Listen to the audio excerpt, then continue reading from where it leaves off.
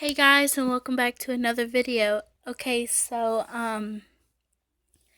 today I am reading a story called Jump, and it is a miraculous ladybug story. And yeah, I've started doing this more often. Sorry about the sold to them story. Um I lost it, and yeah. So as soon as I find it, I will make another video on that. Okay. Mari, don't you dare, Alia warned her. She had recorded the entire Akuma fight, including when the little girl accidentally fell off the roof in all of the excitement. Ladybug had already swung off, so Alia wasn't as interested as normally, but Chat Noir was here answering questions, and that would be good for her blog.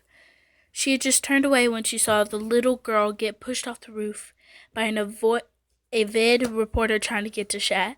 Alia knew what her best friend was going to do a millisecond before she did it. Marinette jumped off the roof. Flashback to 5 minutes before.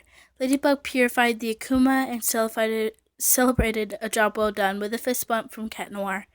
He opened his mouth, probably to spout out a lame cat-related pun, when the beeping from her miraculous interrupted him.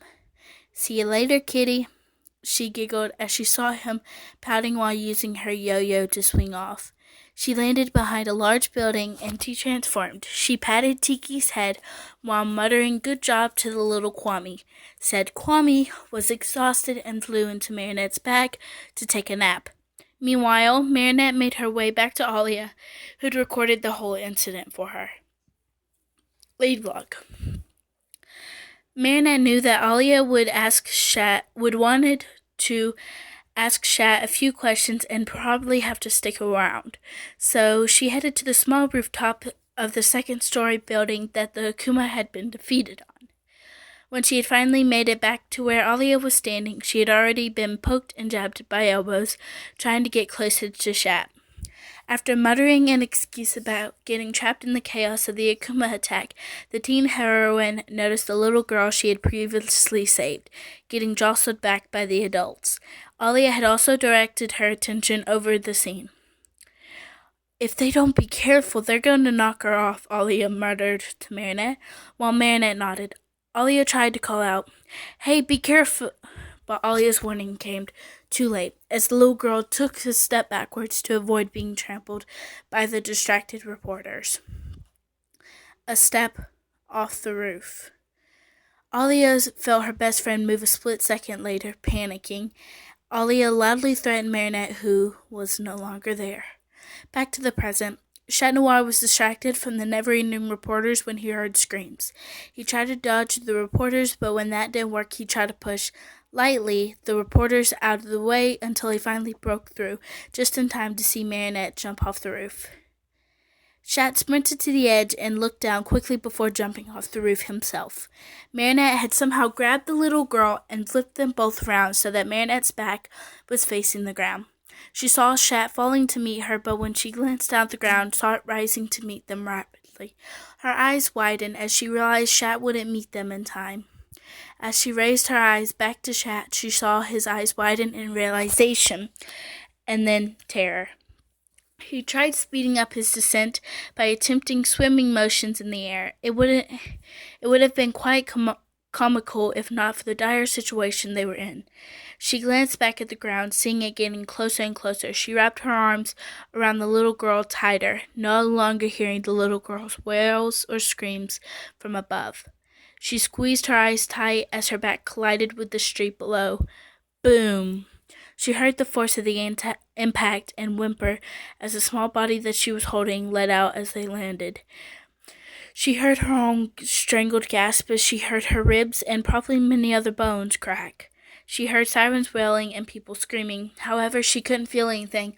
All she knew was the sky was very blue. So very blue. It wasn't until someone touched her that she felt the pain. She felt it resonate through her entire body, and would have groaned if she hadn't had the wind knocked out of her. Of course, the small body pressed against her chest didn't help either. Speaking of the small body in her arms, Marinette started to become worried when the little girl didn't move. She finally had enough breath back to groan when someone tried to move her again. Instantly, the hands removed themselves, and she heard frantic yelling from above. The actual words, however, were lost to her ears as her attention was now directed to the small body, beginning to wiggle out of her bruised torso. She saw black clawed hands pick up the child gently as she heard Shat behind her.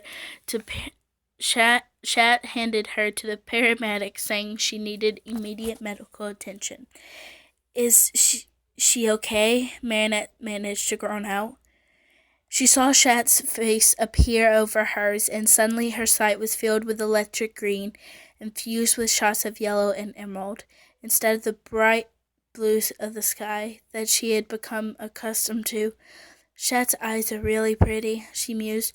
She was shaken out of her musings by Shat's voice. She'll be fine. She's a little bruised and shaken up, but she'll be fine after some rest. You, however, may need some work.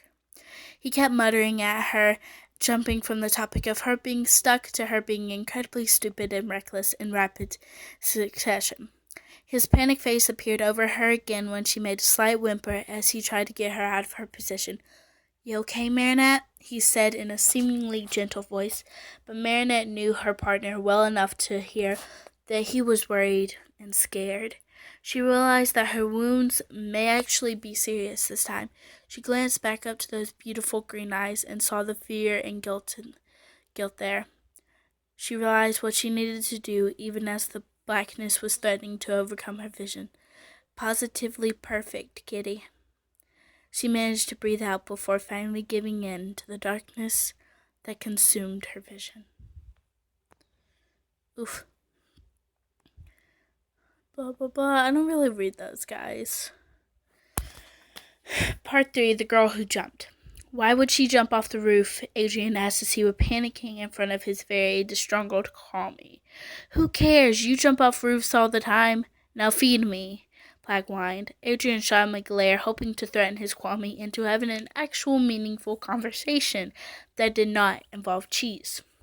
Adrian ignored his plea for cheese and went on. I care. It's my fault, and now Marinette is in the hospital with some serious injuries. Adrian groaned as he threw himself face down onto his bed. Plague rolled his eyes. Seriously, he had to just choose the boy who was a huge drama queen. How's it your fault? The girl jumped off the roof. Plague asked impatiently as he flew over to where Adrian was crumpled on the bed. I should have seen the little girl. I should have been paying attention. It's my job to help protect the citizens of Paris, right? Am I really allowed to call myself Paris's protector if a normal civilian had hurt herself while doing my job? And it was Marinette, too, Adrian said, muffled into his pillow. You're distracted by the reporters. Besides, what does it matter if it was a girl, you know? Plague's voice grew distant as he flew into the drawer where Adrian hid extra camembert cheese. Adrian looked up and crinkled his nose at the scent of the stinky cheese before talking again. Exactly, Plague. I was distracted. I was so distracted that I didn't notice a little girl fall off the roof. That's not just distracted. I was totally oblivious. But Marinette saw, and she saved the little girl. She jumped off a freaking roof, and now she's seriously injured. You said that already, okay? I get it. You feel bad Marinette got hurt, but it was one mistake. You're just going to have to get over it, Adrian, Plague said with his mouth full as he sprayed half-chewed cheese all over Adrian's desk. You act as if it's so easy, he murmured. Well, what's the big deal with this girl anyway, Adrian? You've already sent her flowers, both Shat and Adrian. I think you're good. Flowers don't fix broken bones, Plague, Adrian yelled. Then go see her. Do something. Stop being so pathetic. Jeez. You would think you were the one hurt. Adrian turned his head to glare at his Kwame. And his Kwame glared back. Suddenly, Plagg sighed. The Kwame flew over from his previous position on the desk and settles himself on Adrian's pillow. Look, kid, it's true. Maybe you should have been paying more attention. But what happened happened. You can't change that. But you did do the right thing. As soon as you knew what was happening, you jumped off the roof too. You tried your best to save both girls. And you helped them afterwards. Adrian made a humming sound. Plagg chuckled. I guess I do know what the big deal is with this girl, though. You have equipped to jump off roofs, but that girl, I don't know if she is really stupid, reckless, or brave. Brave, incredibly brave, Adrian thought as he turned over and stared up at his roof, thinking of the girl who had jumped. Oh, jeez. Green. And you're sure you'll be all right up here while I go down to the bakery? Her mother asked as she helped her lay on her pink chaise lounge. As much as Marinette loved her loaf bed, it was really inconvenient during times like this. Marinette tried not to groan as her mom helped her get more comfortable. She didn't need to worry her mommy more than she already had. Of course, Mom, go ahead. You and Dad had already had to close the bakery for a day to come to the hospital. Besides, the doctor said there wasn't much to be done. I just need to rest. She tried to reassure her mom, but she still looked unconvinced. Well, I guess if you're sure, sweetie. Even though Sabine said that, she was still hovering hesitantly by the door. Mom, I'll text you if I need anything, okay? Marinette said as she lifted her phone a bit, holding back a wince. Okay, Sabine finally leaving through the trapdoor. Marinette listened intently until she heard the front door close. She waited 5 more seconds before she closed her eyes and groaned loudly. Are you okay, Marinette? Her Kwame asked worriedly as she flew out of her bag lying on the floor. Yeah, Marinette said shakily. Her Kwame came up to her and cuddled the cheek that didn't have a bruise on it. Marinette hummed in appreciation. Really, Tiki, I'm okay. I'm just in a little bit of pain. Marinette reassured her Kwame with a pained smile. Her Kwame shook her head with a sad smile. Well, I expect so. You jumped off of a 2-story building and landed on concrete. True, Marinette murmured. Tiki opened her mouth to say something, but then seemed to change her mind. Marinette didn't see Tiki's indecision, however, as her eyes were still closed. She was starting to get sleepy. She felt her Kwame shift positions on her pillow beside her head and opened her eyes a bit. She saw Tiki looking at her desk. Her desk was covered with brightly colored flowers and Get Better cards. There was even a teddy bear from Nathaniel. It was nice of your classmates to send you get well stuff, Marinette. Her Kwame smiled at her. Yeah, it was. Sorry, Tiki, but I think I'm going to go to sleep for a while. Marinette murmured softly as her eyes closed again. Tiki giggled. Sure, Marinette. Tiki curled up next to her hero for a nap herself. Marinette woke with a jump. She looked around, noticing her room was dark now. She must have been sleeping for a while. She heard scratching noises coming from her roof. That must have been what woke her up. Maybe there's a cat up there, she mused as she let her eyes drift close again. Suddenly her eyes widened as the thought came to her mind. There's no way, she thought, but her suspicions were confirmed when she heard knocking. That stupid cat, she thought in annoyance. She got up with a groan. Marinette? Tiki asked sleepily. Tiki, find somewhere to hide for a while, Marinette whispered as she made her way to the ladder that led to her bed and the balcony. She climbed up slowly. Oh, jeez, I'm getting tired, guys. Gritting her teeth against the pain. She wasn't supposed to be moving around too much yet, but here she was climbing a freaking ladder to let that stupid cat in. She was almost on top when she heard the knocking again. Ah, jeez. Oh, give me a minute, kitty, she grumbled. She crawled onto her bed and moved the middle to top, the glass door above her bed that led to the balcony. As she opened the door, lo and behold, green eyes stared at her through the darkness. They blinked once, and she started to make out some other features as a voice came whispering out of the inky black. May I come in? She blew out her breath, muttering her permission, she sank backwards into her bed, inwardly groaning as her bruised back hit the soft blanket. She watched as he climbed through the window, landed lightly on the bed. She sucked in a breath as her bed was rocked a bit when he landed, pain shooting through her body. He looked at her worriedly. "Are you all right, Princess?" he asked again with tones of worry in his voice. "Just peachy, kitty," Marinette muttered as she took in another shaky breath. Pain racing through her body, she gritted her teeth, trying to bring it under control. Apparently, climbing up a ladder was too much still for her battered body. Vaguely, she saw Shat looking around, and he gently made his way to the edge of her bed, shaking and bouncing, doing nothing to help her condition. She closed her eyes, trying to block out the pain, if only for a bit. "Oh, you have a loaf bed? I didn't know you didn't climb the ladder to let me in, did you?" He turned his head a bit to look at her as he asked a question. Silence, taking her silence as an answer. He moved towards her again, muttering apologies. Marinette lifted her hand and set it lightly on his thigh. "Shat, could you stop moving, please?" she asked gently, her eyes opening to look at him. He looked stricken. "Sorry," he said as he sat stock still. She giggled a little. Shat was sitting up like a cat, with his back and ears straight, sitting as still as possible. She'd never admitted out loud, but he was a little cute. A sudden burning in her ribs made her regret her giggle. She whimpered a little as the burning spread. She saw Shat panicking, and she sighed a bit. "He was a superhero. You would think he would be better with dealing with things like this. Shat, go ahead and make yourself comfortable." "But," he started before she interrupted. "I'm already in pain right now, so you might as well." He hesitated a minute before shifting positions. He scooted closer and sat cross-legged, resting his chin on his hands, looking at her with his tail swishing anxiously. She breathed shallowly until the burning became to a dull ache. With the pain becoming manageable, she turned her attention to Shat.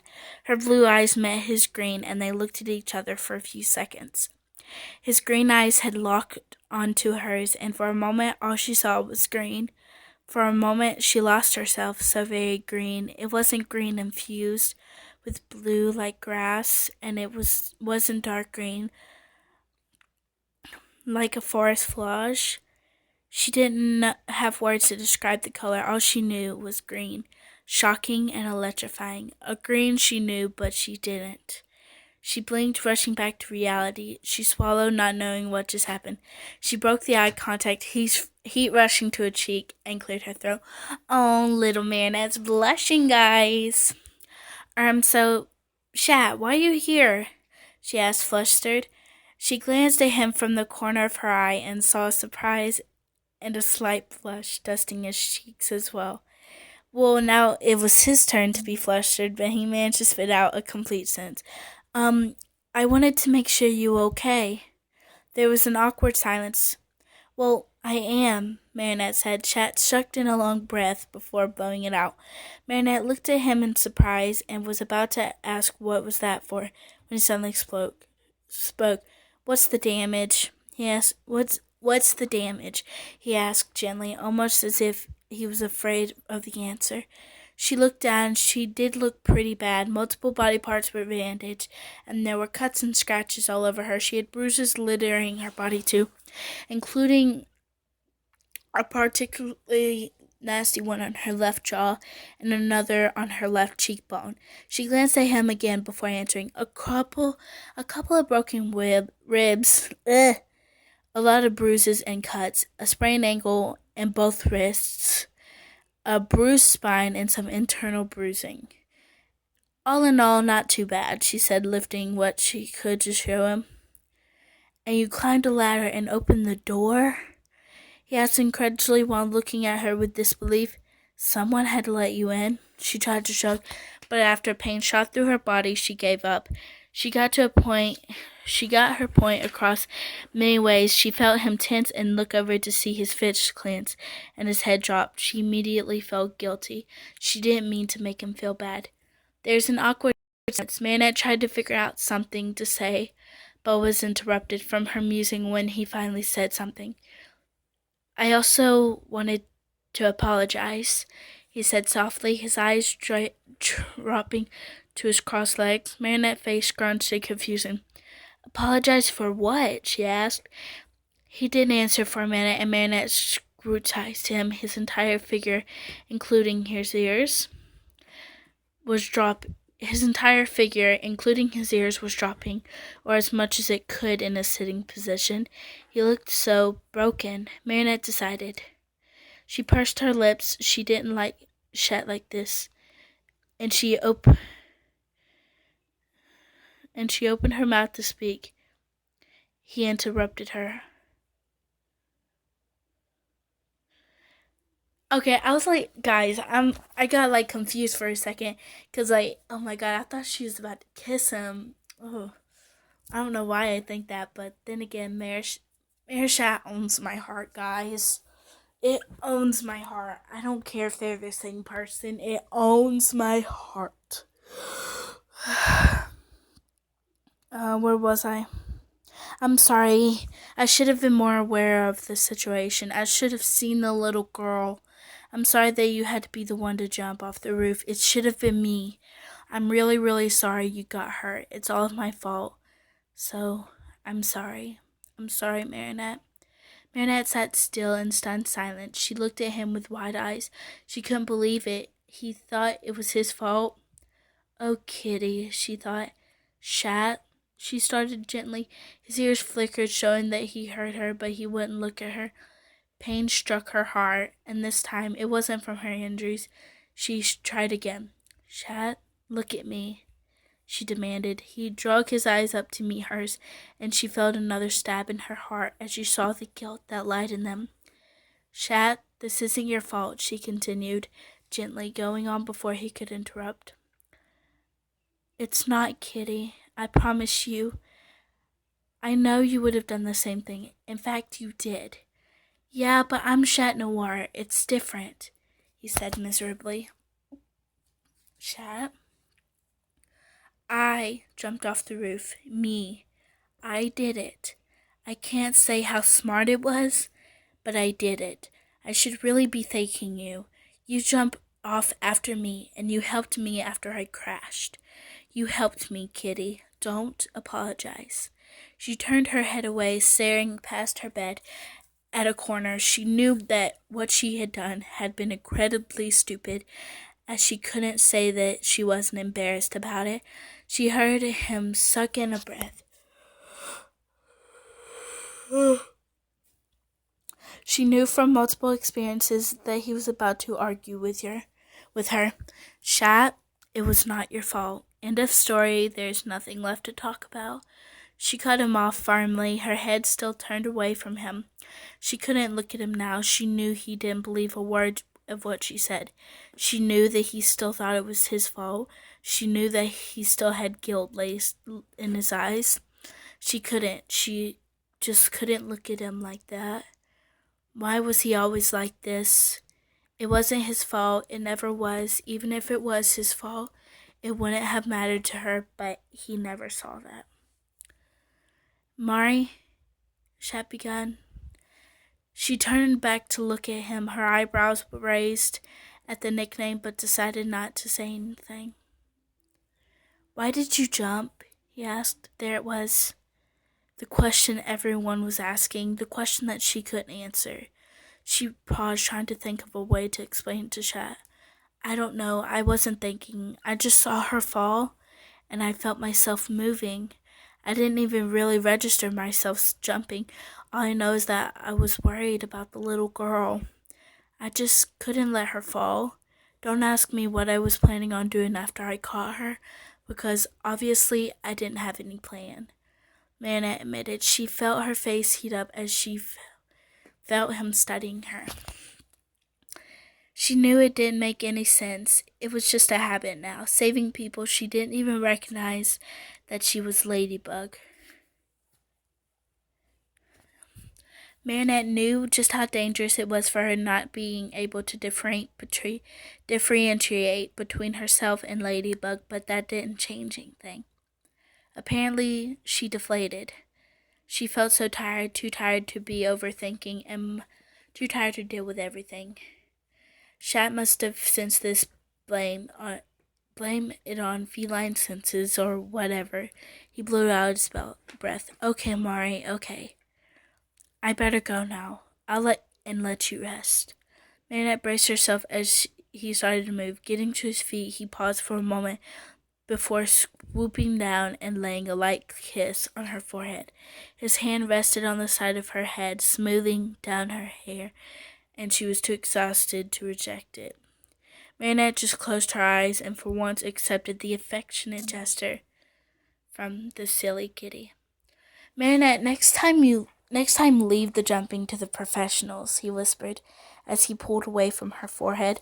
You have no idea, she thought bitterly. She watched as he pulled himself up and through the glass door leading to the balcony. Just when he was about to swing the door shut, she called out, Shat? Yes, princess? He asked as he stuck his head back through the window. Next time, let yourself in. His eyes widened, and suddenly he grinned. Purr thing, princess. Love that. Quickly, he pulled his head back out and shut the window. She watched as his silhouette disappeared into the night. Tiki came flying over to Marinette. He must have been feeling really bad that was his first pun all night. Tiki giggled as she came to snuggle with Marinette. Marinette's eyes widened as she realized it was true. Yeah, I guess, she whispered. After a while, Tiki was snoring lightly next to her pillow. Despite her exhaustion, Marinette was wide awake, her mind whirling back to the thoughts about a certain black cat. Okay, guys, this is going to end it for this episode. I've been doing this for a while right now, and I am so tired. So, I'll see you guys later. Bye.